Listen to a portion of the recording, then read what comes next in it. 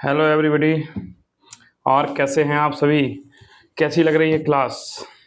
मज़ा आ रहा है कि नहीं? लेकिन आप लोगों के कमेंट नहीं आते हैं क्लास कैसी लग रही है। मुझे अच्छा नहीं लग रहा है ना। आप लोग चैनल पे आके बताते हैं क्लास कैसी लगी, बहुत कम 2-3 बच्चे ही बताते हैं, जबकि देखते इतने लोग हैं। और ना आप लोग उस पर बताते हैं कमेंट बॉक्स में। थोड़ा मेरे लिए अगर समय नहीं निकाल सकते तो कैसे चलेगा? मतलब आपको सिर्फ आपका क्लास के बाद 2 मिनट का समय एक कमेंट बॉक्स में यहाँ यूट्यूब पे दे दीजिए आप, और 2 मिनट का व्हाट्सअप चैनल पे दीजिए। जिन दोस्तों ने, जिन मेरे छोटे भाई बहनों ने, मित्रों ने चैनल ज्वाइन नहीं किए व्हाट्सअप, वो कर लीजिएगा। हालांकि हो सक आज तो क्वेश्चन नहीं आया, संडे था, मुझे वर्क भी काफ़ी था, और ये क्लास भी आज की छुट्टी ही रहेगी, मात्र 15 मिनट की रहेगी।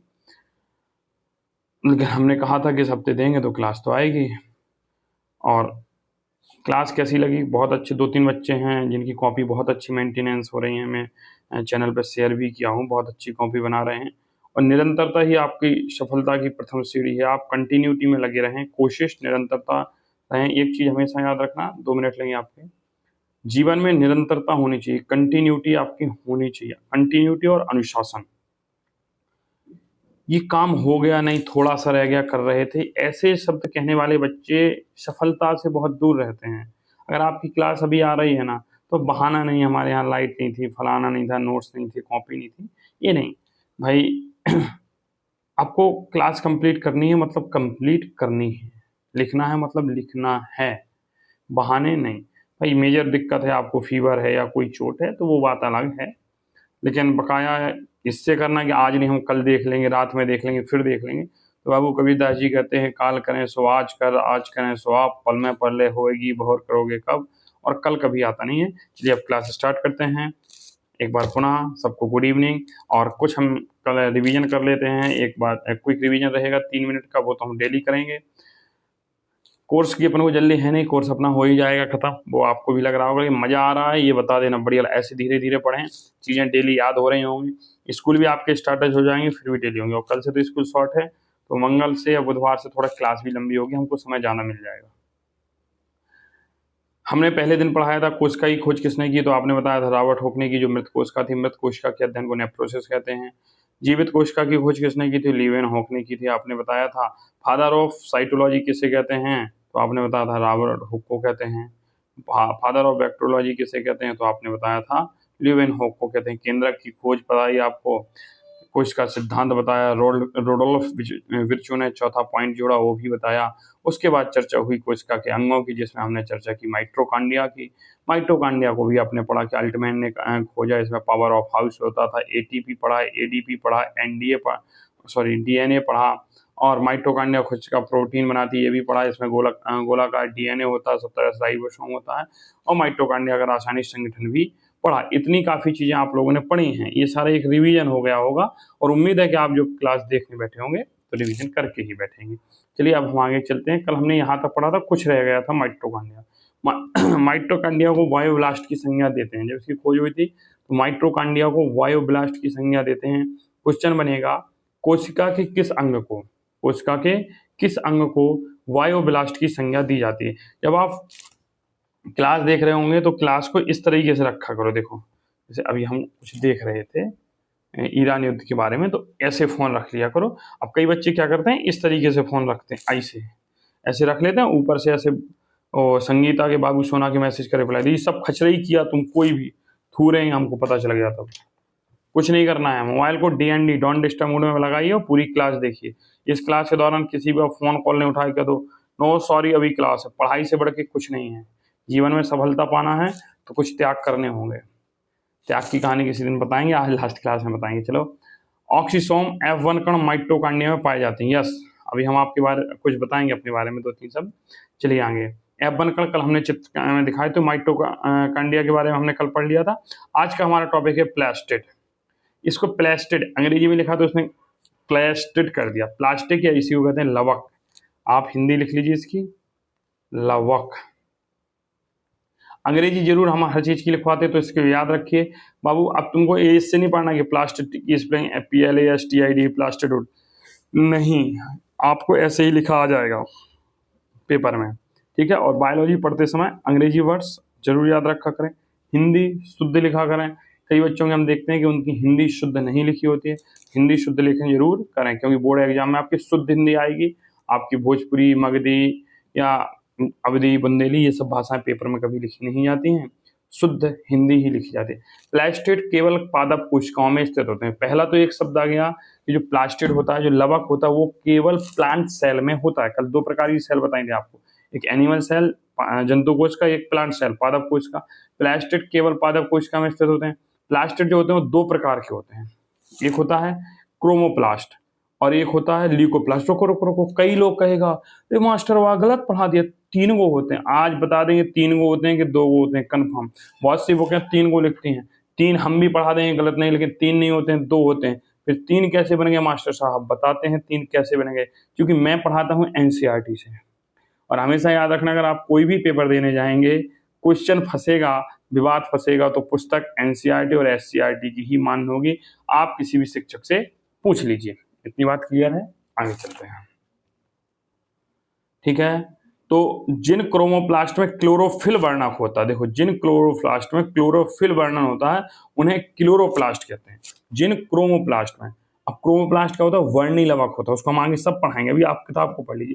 तो देखिए जिन क्रोमोप्लास्ट में जो वर्णी लवक है, जिन वर्णी का मतलब जो रंगदार रंग वाले लवक हैं, उनमें अगर क्लोरोफिल है तो इसे क्लोरोप्लास्ट कहते हैं। तो इसी को लोग 3 भाग में करते हैं, क्लोरोप्लास्ट, क्रोमोप्लास्ट, ल्यूकोप्लास्ट। क्लोरोप्लास्ट को एक अलग भाग बना देते हैं, जबकि अलग भाग नहीं होता है। क्लोरोप्लास्ट जो भाग होता है वो क्रोमोप्लास्ट का ही होता है, और क्लोरोप्लास्ट ही आगे चल के क्रोमोप्लास्ट में बदल जाता है। ठीक है, आगे चीजें हम देखते हैं, इसको हम सही से बताएंगे। ठीक है, क्लोरोप्लास्ट में क्लोरोफिल के अतिरिक्त विभिन्न पीले अथवा नारंगी रंग के भी वर्णक होते हैं। ल्यूकोप्लास्ट प्राथमिक रूप से अंगक है, जिसमें स्टार्च, तेल तथा प्रोटीन जैसे पदार्थ संचित होते हैं। क्लोरोप्लास्ट की भीतरी रचना में बहुत सी झिल्ली वाली परतें होती हैं जो स्ट्रोमा में स्थित होती हैं। आज आपको कुछ जानकारी दी जाएगी प्रकाश संश्लेषण कैसे होता है, तो आपके दिमाग अरे मास्टर कहाँ ऐसे हो गया, ऐसे भी होता है प्रकाश संश्लेषण, हम तो ऐसे पढ़े थे। ना ना भाई, से पढ़े चलेगा, उसका भी आधा भाग बताएंगे, आधा नहीं बताएंगे। चलिए, रसधानियां ये नहीं पढ़ना है, आज का टॉपिक ही नहीं, आज क्लोरोप्लास्ट ही खत्म होगा। चूंकि हाँ, प्लास्टिड केवल पादप कोशिकाओं में स्थित है, आप पॉइंट बना के लिखिए। लवक की खोज 1865 में हैकले ने की थी। ठीक है, ये याद रख लेना, कोई जरूरी नहीं है, खोजें कम पूछी जाएंगी, लेकिन अगर याद रख लोगे तो कोई दिक्कत नहीं है। तो पादप कोशिका में स्थित होता है। प्लास्टिड में अपना खुद का डीएनए तथा राइबोसोम होता है। इनका खुद का डीएनए और राइबोसोम होता है, अर्थात ये भी प्रोटीन संश्लेषण कर सकते हैं। पादप कोशिका के अतिरिक्त कुछ प्रोटोजोआ और शैवाल में भी लवक पाए जाते हैं। अब स्टार्ट हुआ नई नई चीजें मिलना। ठीक है, तो इसमें क्या पाया जाता है भैया, पादप कोशिका के अतिरिक्त इसमें कुछ प्रोटोजोआ और शैवाल में भी प्लास्टिड लवक पाए जाते हैं। चलिए गुरुजी, कौन कौन से प्रोटोजोआ होते हैं, तो पहला है यूग्लिना। क्या है, यूग्लिना सबसे प्रमुख, यह सबसे प्रमुख उदाहरण है। इसमें हरित लवक होते हैं, जिसके कारण यह प्रकाश की उपस्थिति में प्रकाश संश्लेषण करता है, लेकिन अंधेरे में विषमपोषी बन जाता है। अब समपोषी क्या होते हैं, विषमपोषी क्या होते हैं, क्लास 7 में पढ़ाया होगा मास्टर, और नहीं पढ़ाया हो तो परेशान नहीं होने का। 6, 7, 8 का जब एनएमएस में हम पढ़ाएंगे तो वहाँ आपको बता देंगे, देख लेना तो वहाँ पढ़ लेना। ठीक है, दूसरा होता है फाइटोफ्लैजेट्स। इसका हमने बारे में नहीं लिखा क्योंकि जरूरी नहीं है, आपके कोर्स में यूग्लिना है और डायनोफ्लैजेट्स होते हैं। ठीक है, ये 3 आपको पढ़ लेने हैं। आगे चलो, शैवाल। अब शैवाल कौन होता है, एल्गी। सभी प्रकार के शैवाल, जैसे हरी शैवाल, लाल शैवाल, भूरी शैवाल में लवक पाए जाते हैं। शैवाल इन्हें अक्सर रंग के आधार पर अलग नाम, शैवाल होते हैं उन्हें रंग के आधार पर अलग नाम दिया जाता है। जैसे रोडोप्लास्ट है, लाल शैवाल में पाए जाते हैं। जैसे म्यूरोप्लास्ट है, ये देखिए क्या खुल गया, ये पीडीएफ ही खुल गया भैया, जहाँ से हम पीडीएफ पढ़ाते हैं आपकी दलील। ये मोबाइलवा का है नया, हाँ कोई दिक्कत नहीं है। चलिए आगे, व्हाट्सएप पे पहुँच गए थे आप लोग, कोई नंबर तो ना लिख गया, चलो लिख कर दिया नंबर मेरा। चलिए, नंबर कई बच्चों के पास मेरा नंबर है, अच्छे बच्चे हूँ, बट ठीक है। चलो, तो म्यूकोप्लास्ट क्या होता है, ग्लाइकोफाइटा शैवाल में पाए जाते हैं। किस शैवाल में पाए जाते हैं, ग्लाइकोफाइटा शैवाल में पाए जाते हैं। प्लास्टिड 2 प्रकार के होते हैं, देखो हम तो 2 प्रकार के, एक होता है क्रोमोप्लास्ट, इसको कहते हैं वर्णी लवक, रंगीन प्लास्टिक। दूसरा होता है ल्यूकोप्लास्ट, श्वेत मतलब सफेद तथा रंगहीन प्लास्टिड। अवर्णी लवक, इसमें कोई रंग नहीं होगा। तो प्लास्टिड कितने प्रकार के? Chromoplast, leucoplast. अगर कोई कहे गुरुजी 3 होते हैं का? हाँ, तो कह देना 3 होते हैं गुरुजी, लेकिन जो तीसरा भाग होता है वो क्रोमोप्लास्ट का ही भाग होता है। मूलतः 3 नहीं होते हैं, मैंने एनसीईआरटी में पढ़ लिया। ठीक है, आगे चलते हैं। आपको किताब में पढ़ा है, आप किताब में देख सकते हैं। क्रोमोप्लास्ट रंगीन प्लास्टिक क्या होता है? अब देखो यहाँ से इस पॉइंट को लिखना है, हेडिंग डालेंगे आप। ये हेडिंग ब्लैक पेन से लगाएंगे, रेड पेन यूज नहीं करते अच्छे बच्चे जो होते हैं। जिस क्रोमोप्लास्ट में क्लोरोफिल वर्णक होता है उसे क्लोरोप्लास्ट कहते हैं। जिस क्रोमोप्लास्ट में, याद रखना क्रोमो क्लोरो में बहुत कंफ्यूजन हो रहे होगे बाबू। जिस वर्णी लवक में क्लोरोफिल वर्णक होता है उसे क्लोरोप्लास्ट कहते हैं, और यह हरे भाग, पत्ती तथा तना में पाया जाता है। इसको इसलिए तीसरा भाग बना देते हैं अध्ययन की दृष्टि से। आप 3 कह देंगे तो गलत नहीं होगा, लेकिन ऑफिशियली 2 ही सही होंगे। आगे देखते हैं। इसी क्लोरोप्लास्ट हरित लवक को तीसरा प्लास्टिड मान लेते हैं। हमने देखो लिख भी दिया है, विवाद वाली बात नहीं, आप 3 मानना चाहें मान लीजिए। पौधे में क्लोरोप्लास्ट प्रकाश संश्लेषण करने के लिए बहुत आवश्यक होते हैं। जो हमारे पेड़ पौधे होते हैं उनमें जो प्रकाश संश्लेषण की क्रिया होती है वो क्लोरोप्लास्ट के माध्यम से ही होती है। सॉरी, क्योंकि क्लोरोप्लास्ट कहाँ पाया जाता है? हरे भाग, और हरे भाग क्या होते हैं? पत्ती और तना ही होते हैं। क्लोरोप्लास्ट में क्लोरोफिल के अतिरिक्त विभिन्न पीले अथवा नारंगी वर्णक भी होते हैं। कौन कौन से वर्णक होते हैं सारी आपको लिस्ट आगे मिल जाएगी। जैसे हम उदाहरण देखते हैं, टमाटर पकने के बाद लाल रंग होता है। जब टमाटर होता है तो हरा होता है, और जब टमाटर हरा होता है बाबू तब उसमें होता है क्लोरोप्लास्ट, और जब हरे से वो लाल होता है तो वर्णी लवक में परिवर्तित हो जाता है। तो हरित लवक से वर्णी लवक में ये परिवर्तित हो जाता है। अच्छा, इसको ऐसे भी हम, चलिए आगे देखते हैं। सेब का लाल रंग, जो सेब का लाल रंग होता है वो एंथोसाइनिन वर्णक के कारण होता है। किस वर्णक के कारण होता है? एंथोसाइनिन वर्णक के कारण होता है। टमाटर और मिर्च का लाल रंग किसके कारण होता है? लाइकोपिन के कारण होता है। किसके कारण होता है? लाइकोपिन के कारण होता है। टमाटर या मिर्च का लाल रंग किसके कारण होता है? लाइकोपिन के कारण होता है। पपीते का पीला रंग किसके कारण होता है? कैरिका जेंथिन के कारण होता है। यहाँ आधा ना लिखना बाबू, जेंथिन ऐसा लिखना है। हम बता दे रहे हैं कैसा लिखा जाएगा, क्योंकि वो टाइपिंग में हो नहीं रहा था हमसे, टाइम जाना जा रहा था, तो हमने कहा बच्चों को बता देंगे कैसे लिखेंगे।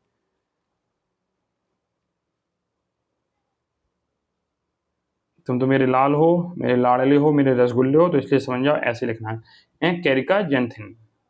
आगे देखो, पपीते का पीला रंग कैरिका जेंथिन। आज ये जो क्लास हुई है इसके अच्छे से और कल की क्लास के एमसीक्यू हम डाल देंगे एक साथ ही, कल कोशिश रहेगी तो फेरी में डाल दें। हल्दी का रंग जेंथोफिल के कारण होता है। किसके कारण होता है? जेंथोफिल के कारण होता है। गाजर का जो रंग होता है वो लाल रंग, वो किसके कारण होता है?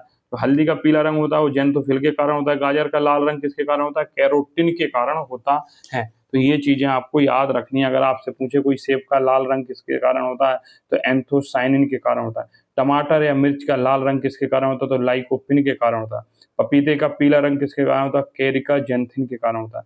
हल्दी का रंग किसके कारण होता है? जेंथोफिल के कारण होता है। गाजर किसके कारण होता है? कैरोटीन के कारण होता है।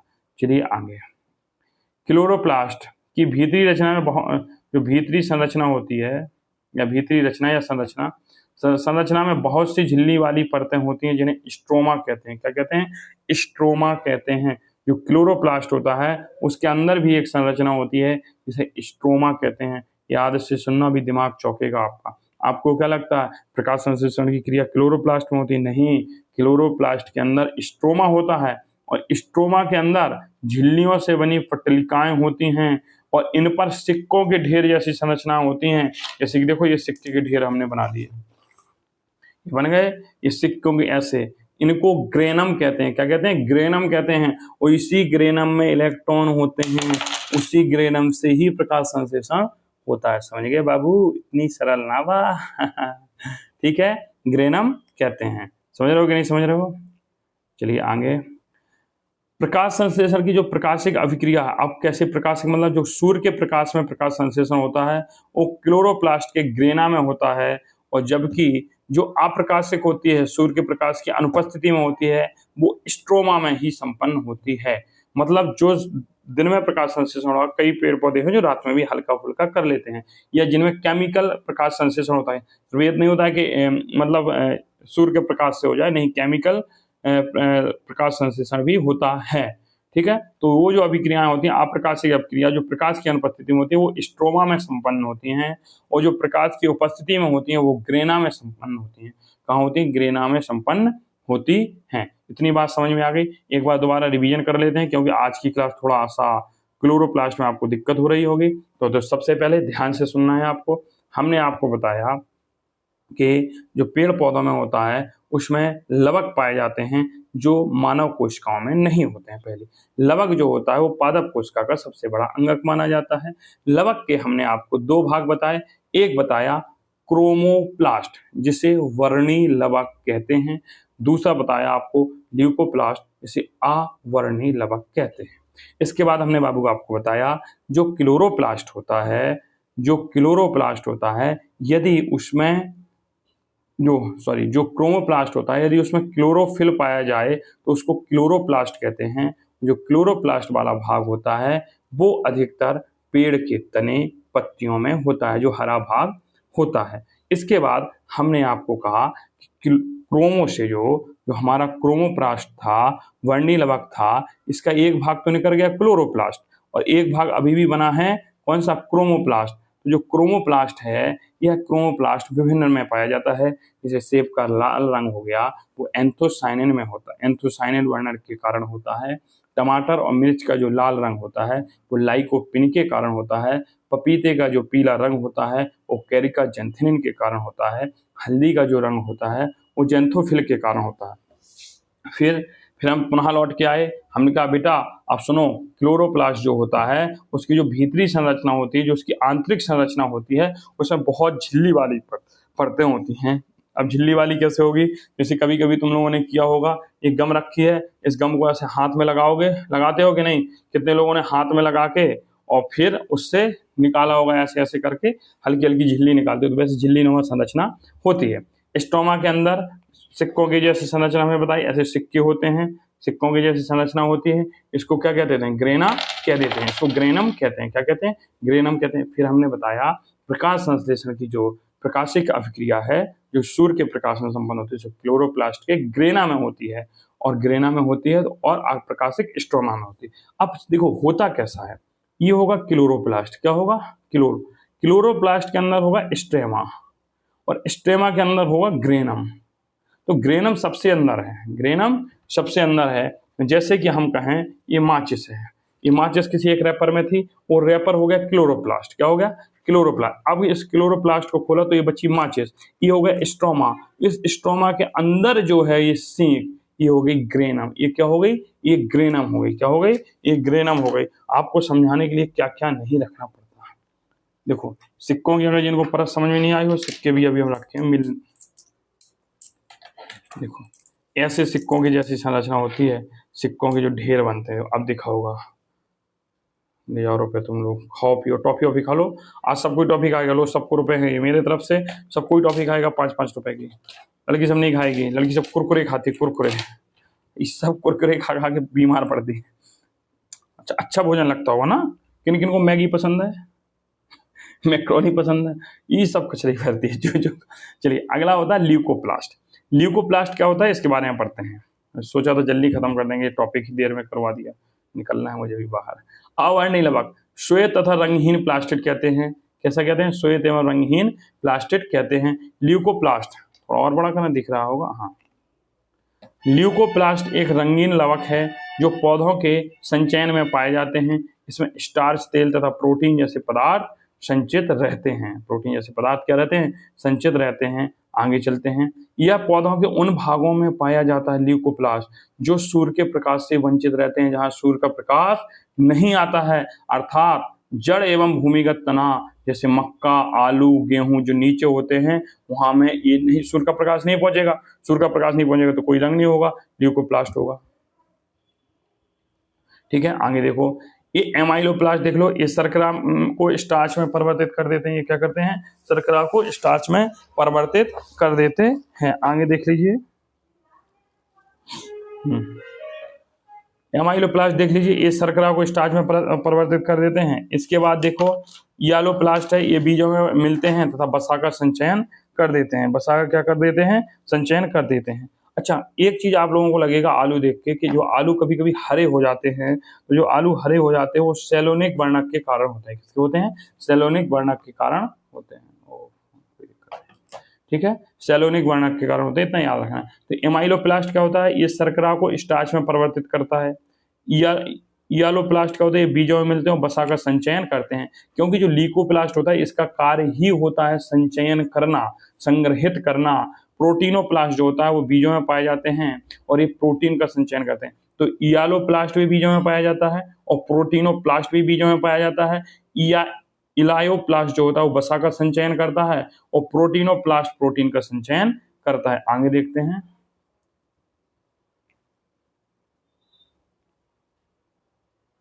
चलिए आगे, आपका प्लास्टेड खत्म हो गया। अब प्लास्टिक गुरुजी खत्म हो गया तो क्वेश्चन में ये कहानी एक बार हम ये रिवीजन में जब आएंगे तो पूरी किताब को सही से एक बार और पढ़ाएंगे, परेशान नहीं होने का। एक पूरी किताब पूरी ऐसे मतलब पूरा पीडीएफ जोड़ के पूरी किताब के एक क्विक रिवीजन बाद में कराएंगे। अभी पहले पूरा लिखते हैं, धीरे धीरे टॉपिक को करते हैं। अब हमको पढ़ना है याद अंतः प्रदप्पी जालिका। चूंकि आज हम इसको सिर्फ समझाएंगे, लिखवाने वाला कार्य कल होगा। अंतः प्रदप्पी जालिका जो होती है वो झिल्ली युक्त नलिकाओं की शीट का एक बहुत बड़ा तंत्र होता है। ये लंबी नलिका तथा गोलाकार अथवा आयताकार थैलों की तरह दिखाई देती हैं। अंतः प्रदप्पी जालिका की रचना प्लाज्मा झिल्ली के समरूप होती है। अभी प्लाज्मा झिल्ली नहीं पढ़ा इसलिए पढ़ाने का नहीं। अंतः प्रदप्पी जालिका जो होती है दो प्रकार की होती है, खुरदरी अंतः प्रदप्पी जालिका होती है, एक चिकनी अंतः प्रदप्पी जालिका होती है। खुरदरी को कहते हैं रफ एंडो रेटिकुलम और जो है स्मूथ एंडो रेटिकुलम। ठीक है, आगे देखो। क्योंकि राइबोसोम पे लगे, राइबोसोम प्रोटीन संश्लेषित करता है। अब इसको जो एंडोप्लास्टिक रेटिकुलम आपको पढ़ाना है, अंतः प्रदप्पी जालिका जो स्मूथ एंडोप्लास्टिक रेटिकुलम है और रफ एंडोप्लास्टिक रेटिकुलम है, ये कल पढ़ाएंगे। अच्छा, आप एक चीज़ हमको जरूर बताइए कमेंट बॉक्स में, सभी से मेरा अनुरोध है, क्या आप लोग ऊब तो नहीं रहे हैं कि सर एक दिन की क्लास में एक ही टॉपिक होता है? टॉपिक समझ में आ रहा है ना? अरे 4 दिन की जगह 5 दिन की जगह 7 दिन जाएगा, लेकिन टॉपिक समझ में आना, टॉपिक अगर क्लियर हो रहा है इतना ही चलें या स्पीड बढ़ा दें? प्लीज़ अपना कमेंट बॉक्स में कमेंट जरूर लिखिए। ठीक है, आज संडे था, आप भी फ्री रह लीजिए फिलहाल। अगले हफ्ते से तो ऐसा होगा ही। Bye bye, take care. मिलते हैं अगली क्लास में जिसमें हम पढ़ेंगे अंतः प्रदप्पी जालिका, रफ और स्मूथ वाला टॉपिक, और एक टॉपिक और इसमें जोड़ा जाएगा लाइसोसोम, और खत्म किया जाएगा कल। मिलते हैं पुनः अपनी क्लास में। Bye bye, take care, good night. लेकिन सब क्लास लिख के और कार्य करके ही सोएगा। ठीक है।